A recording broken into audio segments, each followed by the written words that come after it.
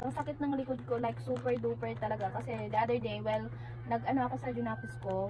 Ayun, nag-crack yung likod ko mga marikis. Ako like hilot, nagpapahilot na kumima ko. Pero nandun pa rin siya. Buti na lang meron ako nabasa dito sa TikTok na nakakawala daw ng sakit ng likod si barley. And konti na lang yung laman niya, mga makalma naman siya. So eto. Actually, yung acai berry, maganda rin yun sa ano, yung purple nila. Tinanay ko si Aldo Basket sa mga merong UTI. Bet dun yun mga mima ko. Yun din, nakakapagwala sa akin mga marikis. Kasi super duper nilagnat na ako, super sakit na ng bewang ko that day. Tapos ayan, uminom ako ng acai berry, mga ilang sachet lang.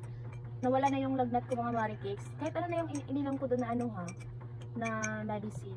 Nung natry ko sa acai berry, nawala na. Kumalma talaga siya yung sakit ng likod ko.